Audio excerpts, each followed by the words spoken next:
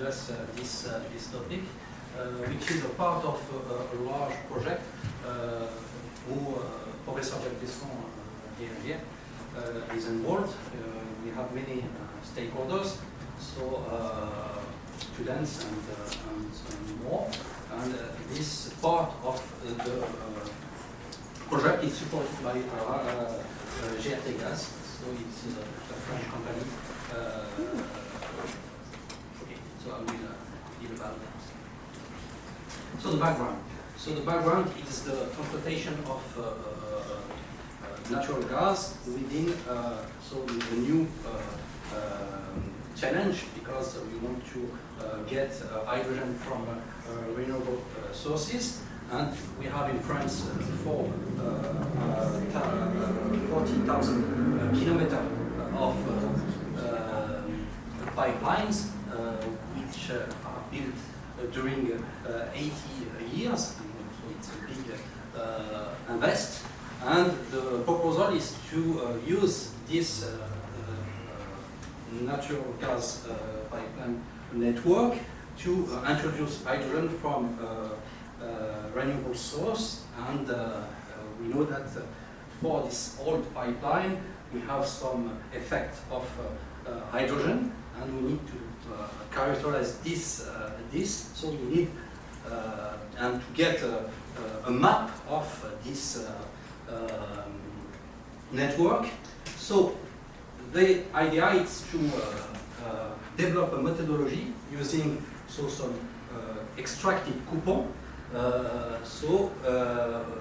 And the objective is to extract a small coupon, and I will present the methodology, without stopping the transportation of natural gas. So we need small space, a small coupon. Within you can extract small specimen, and we need to measure the properties.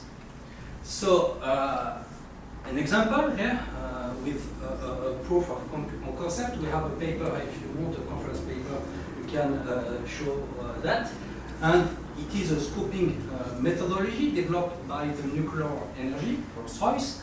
And the main interest is that you can get a small coupon within half an hour, approximately. And we use for that boron nitrate cutting tools. And using this methodology, you can see here it has no mechanical and thermal effect on the surface of the material, which is very interesting. So it is an example. We have many, I think, many methods, and it is a proof of concept. So the project, it is a Messia project, which, so in French, I will not deal about the French, the French title. It's mini samples for in-service monitoring of structure with application to hydrogen transportation. It is supported by the French National Agency, ANR, and we have the stakeholders, the partners industrial, so EDF, GRT Gas, and Air Liquide, are the operator energy, and we have Mannesmann Precision Tube, which is a producer of pipe, and Transvaler, which develop it's a code developer and an editor of this set of code, finite element code we use in our center. So the main objectives are here. So we want to develop a specific procedure using small specimen and apply this procedure to ductile fracture, so large deformation. Extend these procedures to study the effect of hydrogen, and propose some methodology to make the transfer between small specimen to standards, and make some recommendations. So the application, the meso-segregation for EDF, so the French national electrical supplier. We have a presentation in this conference of Arthur Cristal concerning this application, So GRT gas will have many applications, so I will deal about that after. Air liquid, which is a production, storage, and transportation application, and the management producer. So we have many students. So the first students were the study of the students was finished, and many of what was developed was a proof of concept, such as numerical tools for Amar Wazani, and for Shiraz Belhadj, it was some testing protocol procedure for proof of concept. So I will present some results of that. And we have many presentations during this conference, so we can go to see more details. And today I will present some results from mainly the Shiraz work. Okay, what does small mean? It's very important. You see a picture, so you have 1 centime here, euro, and the small specimen, which is a Pac-Man, and here a notch tensile test. I think the length is 11 millimeter. The small is small because it cannot be tested using standard test machine and extensometer. So we need to develop new methodology to machine, new setups, and new analysis. Okay. So small because of the standard. So you can see here CT, and you have some requirements. So the J resistance curve, maximal intelligence curve, resistance curve, and you see here the requirement has a function of B. So the remain ligament, and so the yield stress here. So this criteria is not valid for the small specimen. Okay, and here you have an example. It is the results of Sihan Shank, which is here, and he has a presentation tomorrow. So you can go see his presentation. Very interesting concerning high strength, high resistance propagation on stainless steel, so 316, and you see here, so the results with CT of 1T. 1T seems that you have 1 inch thick. Okay, so it's a big specimen compared to the small one, and even for this specimen, you can get here the limit, and the test is no valid. So small because the strength is very important. Okay. Small when the specimen size has the same magnitude as the microstructure. So and for our specimen, you can see if it's possible or not. Okay, for smooth specimen, you can see here an example of results. We done this test with standard and mini samples. Okay, here you can see the metrology of the mini sample. You need in the methodology to get the metrology, the exact metrology before testing, because of the scatter or in the machining, because of the small specimen. And we had here the comparison in that picture for the vintage line pipe steel of load versus crack contraction of the minimum cross section.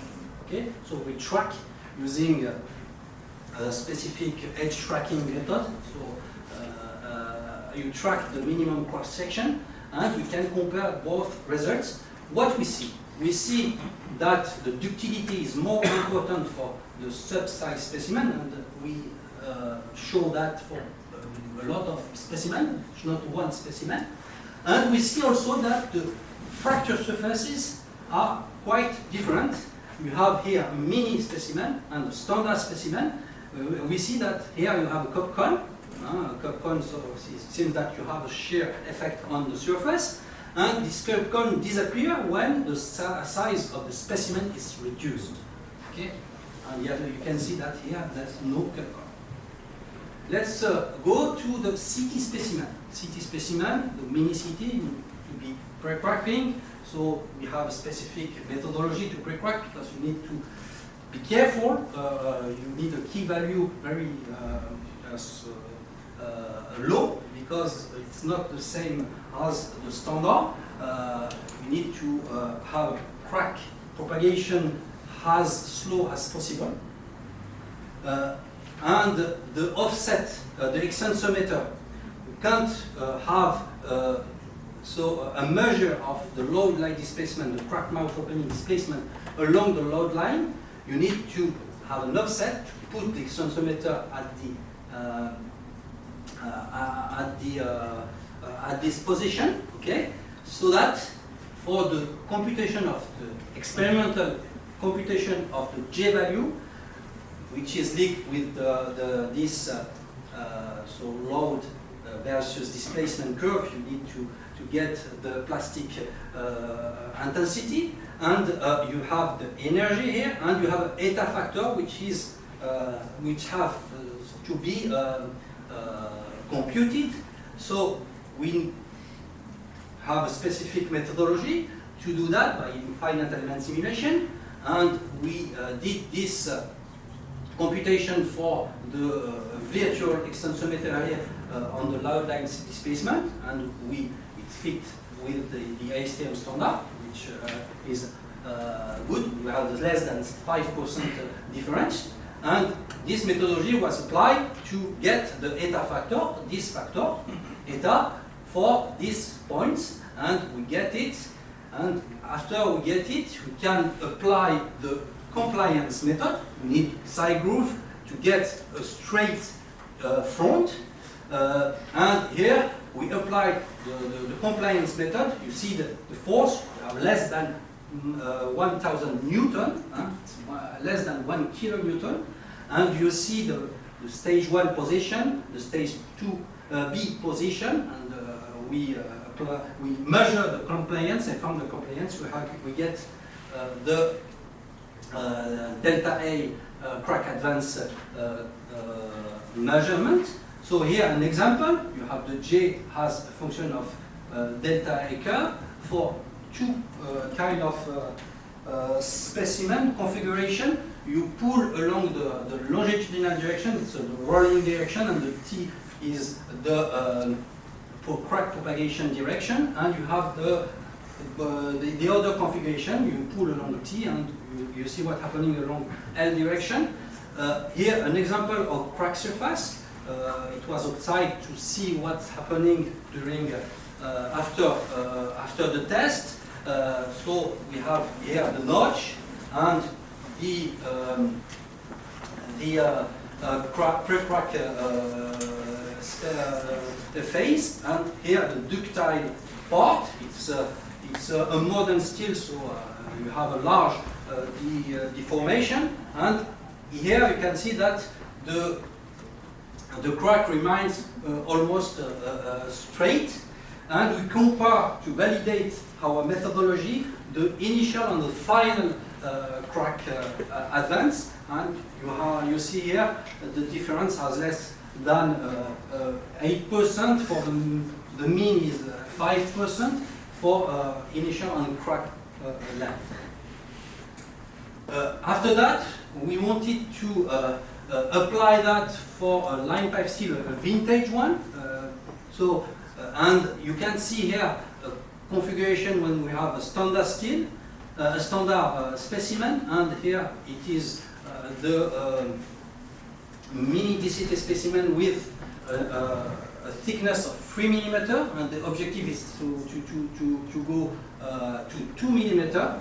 You see here the fracture surfaces. Well, as we have a vintage steel, it's not so straight because you have some inclusion like MS inclusion with, and it's not too easy to get a straight, a more straight front.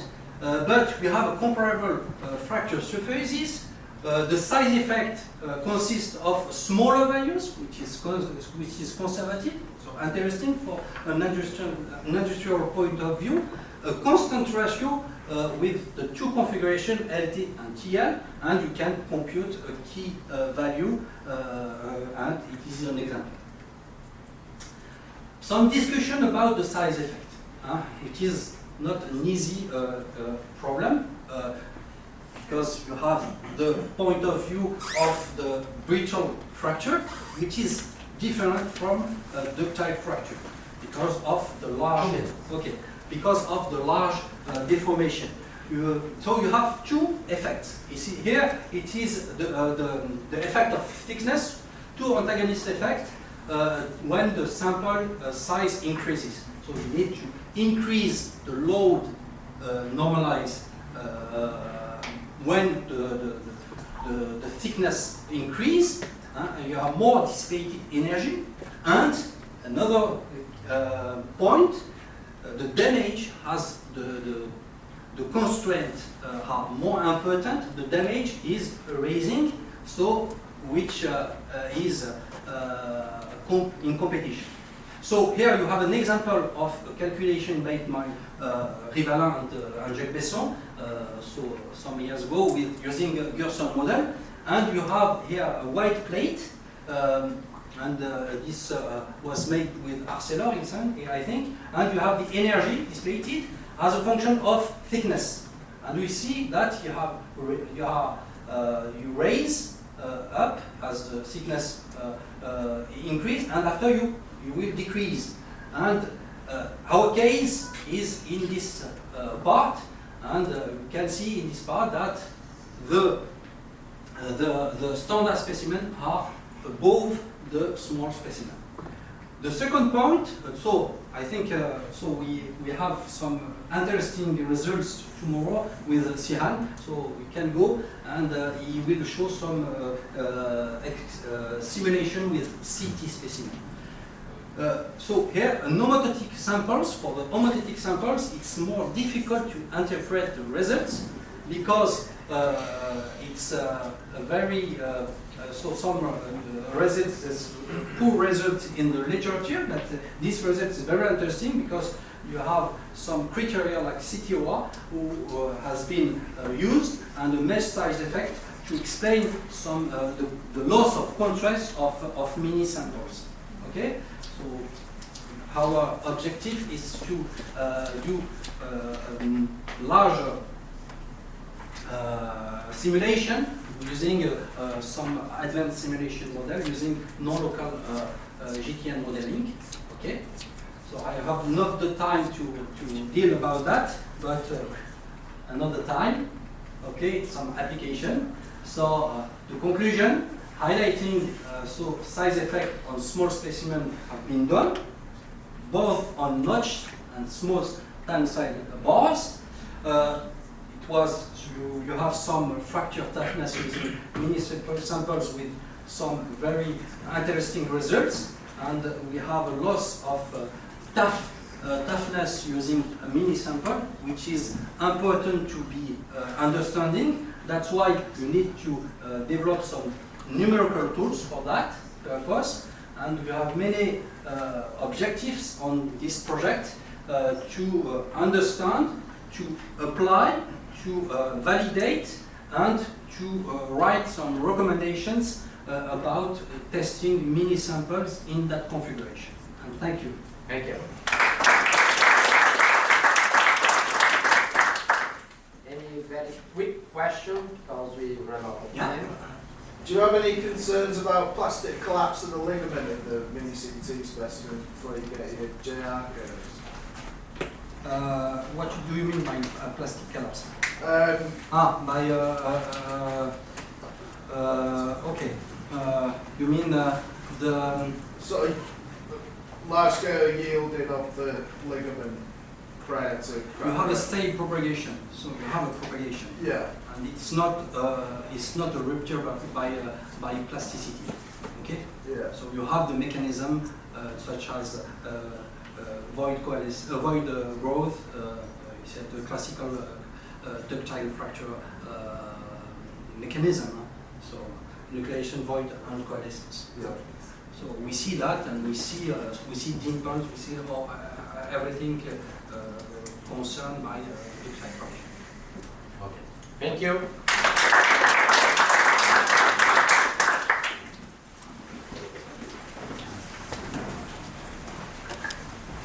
Next paper is 450.